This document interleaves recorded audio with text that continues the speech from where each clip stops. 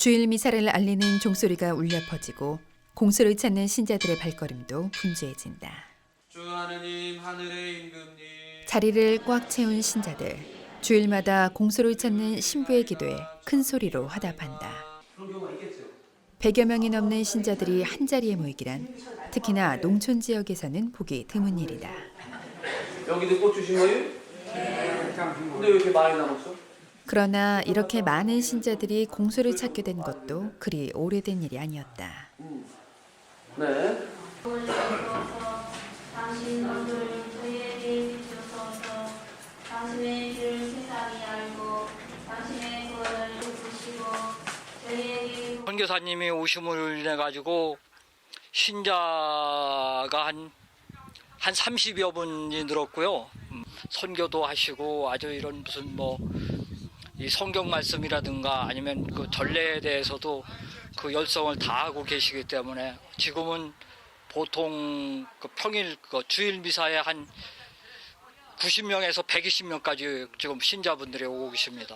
선교사님이 사제가 일주일에 한 번밖에 못 오는데 나머지 그 기간 동안 신자들하고 같이 살면서 직접 부딪히고 살거든요. 그래서 정말 모범이 되니까 신자분들도 따르고 또 함께. 사제와 신자들에게 신뢰와 존경을 한 몸에 받고 있는 김영구 선교사. 신자 가정의 방문을 통해 쌓은 애정과 믿음으로 공소에 새로운 활력을 불어넣고 있다. 농촌 지역의 공소들이 점차 사라지고 있는 가운데 백곡 공소는 새로운 답을 찾아냈다. 김영구 선교사. 그를 통해 비춰지는 희망의 길. 그 길을 함께 탐방해보자.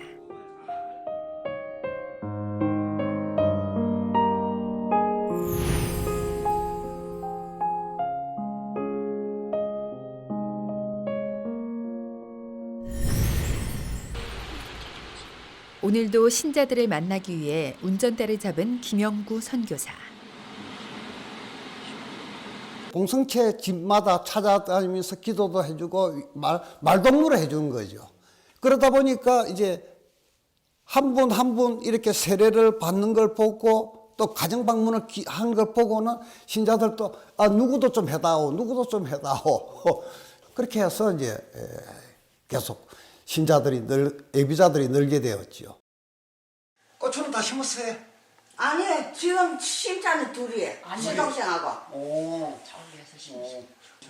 신자들에 대한 그의 따뜻한 관심은 곳곳에서 찾아볼 수 있다.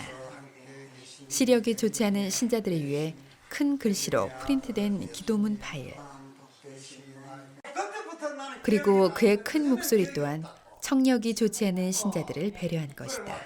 근데 중요한 거는 내가 어릴 때 기억이 없기 때문에 내 동생을 내가 어떻게 했는지를 몰라. 어렵고 힘든 선교사의 삶을 선택한 이유도 이처럼 가정 방문을 통해 만난 할머니들 때문이었다. 한 할머니 집에 가정 방문을 갔는데 한 할머니가 뭐를 하냐면 계속 고급 과자를 계속 내놓는 거예요. 다른 집을 또 빨리 방문을 해야 되는데 계속 그래서 왜 그러느냐고 물으니까 사람이 그리워서 잡아놓으려고 자꾸 과자를 내놓는다. 그래서 이 어떤 복음을 전하는 것도 중요하지만도 이렇게 외로운 분들과 상대하고 대화하고 그분들을 위로해 주는 것이 필요하겠구나. 선교사를 통해 신자들뿐만이 아니라 공소를 찾는 순례객들도 늘어나고 있다. 백곡 공소는 베티 성지 인근에 위치하고 있어 도보 순례자들의 순례 코스로 자주 이용되고 있다. 일단 그 베티 성지를 순례를 제가 했을 때에 이렇게 순교자 영성을 삼기 위해서는 우리 백곡 공소 여기 순교자 참여하고 그다음에 도보로서 이렇게 올레길식으로 돌면은 상당히 순교자 영성에 도움이 많이 되겠다. 성지 순례를 하고 와서 시대에 여기에 들어오셔가지고 책도 읽으시고 커피도 드시고 이 문을 항상 개방해 놓고 있습니다. 진천성당으로 도보순례 할 수 있는 시간이 늦었다. 아무래도 이 근방 어디에서 하룻밤 묵고 내일 새벽에 진천성당 새벽 미사에 맞춰 도보순례를 계속해야 될 것 같다. 교육관 문 앞에 적어놓은 선교사님 핸드폰 번호가 있었다. 선교사님은 흔쾌히 교육관 안에 자기 방에서 잠을 잘한다. 낯선 순례자에게 무조건 베푼 호의에 눈물이 나오려고 했다. 선교사님은 이 시간 서울에 있었다. 마침 잘 정리된 기도 장소에서 그저 하느님께 감사의 기도를 드렸다.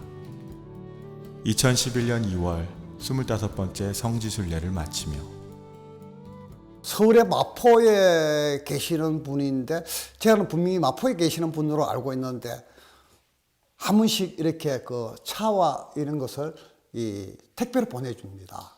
그 밤늦게 어떻게 순례로 와서 오시면은 서너 분 오시면은 함께 여기서 저녁 먹고 함께 여기서 주무시고, 그래서 마포에서 보내신 분이 여기서 주무시고 가신 분 아닌가 싶습니다.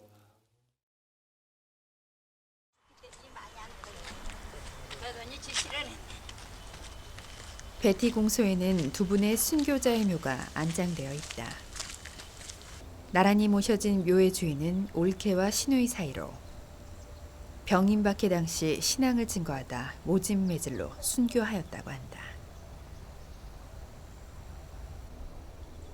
원래 순교자의 묘는 베티 성지 무명 순교자 6인의 묘역에 있던 것으로 후손들에 의해 백곡 공소로 모셔졌다. 이렇듯 공소 가까이에 있는 베티 성지는 이름도 알지 못하는 신앙 선조들의 유해가 곳곳에 묻혀져 있다. 베티 성지가 이처럼 무수히 많은 순교자들이 생겨난 이유는 무엇일까? 현재 베티 성지가 있는 이곳은 어떻게 보면 경기도 충북, 충남의 어떤 그 경계선, 국경이라고 할 수 있을 것 같은 그 경계 삼각형 꼭지점처럼 그런 장소고, 근데 그 장소 자체가 이 근처에서는 가장 높은 그 산이 있고 또 골짜기가 있었던 데죠. 그래서 그러다 보니까 1802년 신유박해가 터지고서부터 베티에 가면은 우리 신자들이 마음 놓고 살 수 있는 우리 신자들만 사는 동네가 있다.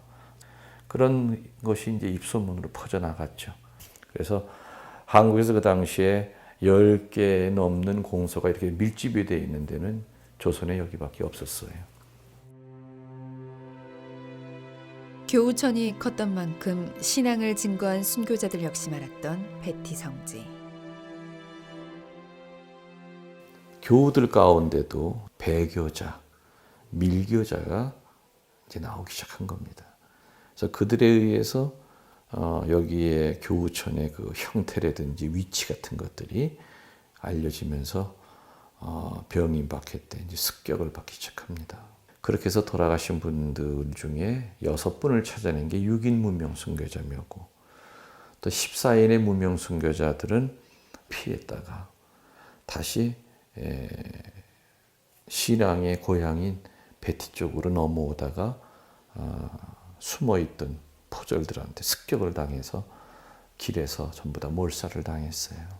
그래서 그 길이 전부 다 피가 흘러서 저 밑에까지 개울까지 피가 흘러갈 정도로 그렇게 처참하게 죽였다고 그래요. 그 14사람을. 확인된 시신이 적을 뿐 베티 성지는 곳곳에 흙으로 변해버린 수많은 순교자들의 영령을 품고 있다. 오늘도 수많은 순례객들이 순교자들의 고향인 베티 성지를 찾는 이유다.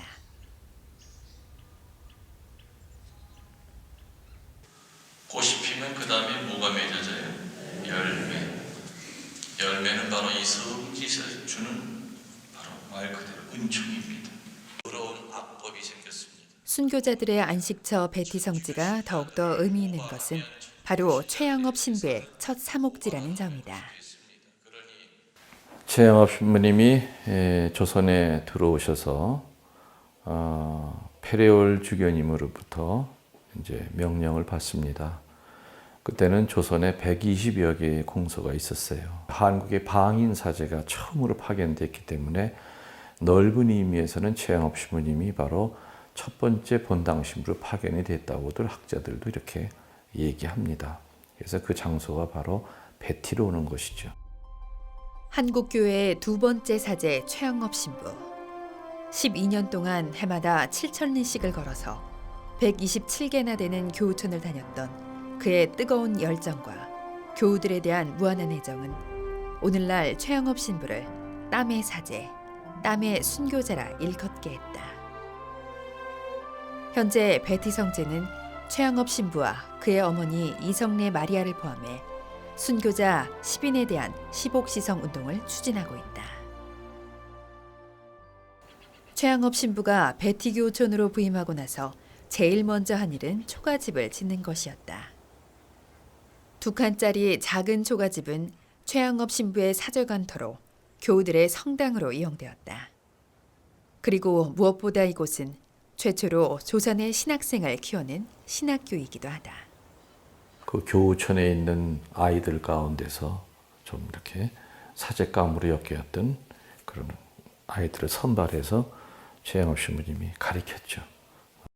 그래서 엄밀히 따지면은 바로 최영업 신부님이 철학과 신학과 카톨릭의 어떤 그 정신을 가르쳤던 데가 카톨릭 대학의 효시가 될 수 있는 장소가 바로 이 베티다 하는 것이 학자들 사이에서 연구에 의해서 드러나고,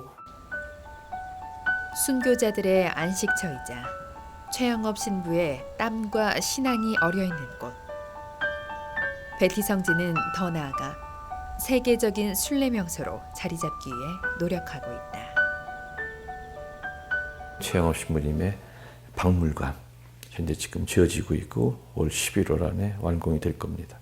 삼박골 그 문화재 안에 국제 규모의 피정센터 그리고 교우촌을 만들어서 외국 사람이 들어오더라도 그분들을 충분히 수용할 수 있는 재반 시설이 갖춰줘서 우리가 뭐 파티마 루르도 나가서 순례하듯이 서양 사람들이 한국을 대표하는 순례, 순교 성지다 하는 그런 그 장소를 만드는 거, 이것이 베티 성지의 이제 과제입니다.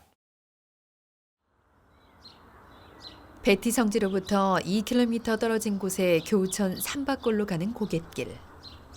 걸어서 40분 정도 걸리는 이 길은 과거 신자들이 박해를 피해 은밀하게 다녔던 비밀 통로였다.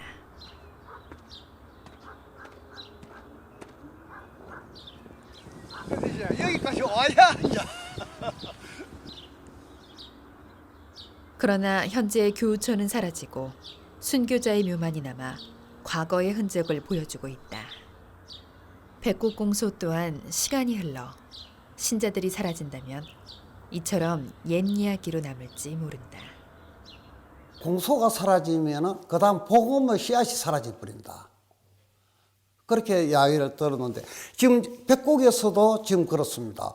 지금 백곡 전체에서도 마을에 신자가 한 분도 없는 곳이 4군데나 됩니다. 4부락이 되는데 그 부락에 아무리 가서 복음을 하려고 해도 비빌등이 없습니다. 공소 신자들 태워서 본당으로 와서 미사 하고 하면은 참 편리하고 좋겠지만 나중에 5년, 10년 후 그분들이 선종하고 나면은 그곳은 복음이라는 것은 사라져 버린다는 거죠. 성령의 가르침대로 다른 사람. 매주 미사에 오랜 기간 참여한 신자들 모두가 공소를 지켜온 복음의 열매들이다. 이들을 위해 선교사는 아직도 하고 싶은, 아니 해야 할 일들이 너무나 많다. 지금까지 보면은 여기에는 외부 유입이 없기 때문에 그냥 30년 전, 40년 전, 20년 전 거기 계속 그대로 변화 없이 내려오니까 그래서 도시와 이래서 변화된 어떤 그 신앙생활에 그것이 참 도움이 필요하지 않겠느냐. 도시에 있는 그 큰 본당과 어떤 자매기련을 하나 해서 그러면 여기에 자기들 피정의 집을 지어서 사용을 하고 그럼 그 공소는 공소대로 또 이득이 되고 그러면 앞으로 그러면은 공소를 다시 건축을 할 때도 큰 도움이 되지 않겠느냐. 근 4년 동안 백곡공소의 선교사로 가족들과 떨어져 홀로 지내면서 힘들 때마다 그를 지켜온 가장 큰 힘은 기도였다. 그래서 이제 아침에는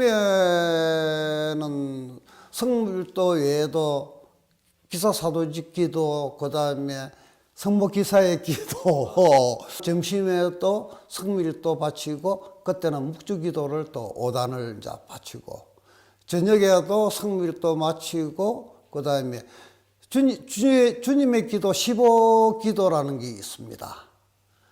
그걸 이제 또 바치면은 그것도 한 3, 40분. 네, 그렇게 해서 매일. 근데 그 15기도, 주님의 기도는 365일을 안 빼고 해야 되니까. 근데 그것보다도 보니까 성체조배가 상당히 큰 힘을 얻는 것 같습니다. 기도와 열정으로 백곡공소와 함께 해온 그가 이별을 준비하고 있다. 6월 9일 날 예비자 세례 끝나고 나면은 제가 떠나겠습니다 하고 먼저 신부님께 말씀을 드렸습니다. 한 4년 정도 하게 되면은 더 이상 이곳에서는 자기가 자립해야지 제가 해야 일은 이제 없어지는 것 같아요. 성당에도 처음에는 경당이 그 자리가 많이 비었지만 이제는 보조 의자를 놓을 정도로 되었을 때 이 이상 더 늘어나지는 않는다는 거죠. 성경 말씀에도 비워야 채워지는데 채워져 있기 때문에 이제는 떠나야 되는 것 시기가 아니냐. 할머니의 외로운 마음을 달래기 위해 시작한 선교사의 길. 그의 따뜻한 위로를 원하는 이웃들을 위해 선교사는 또 다른 곳에서 변함없이 그의 열정을 바칠 것이다.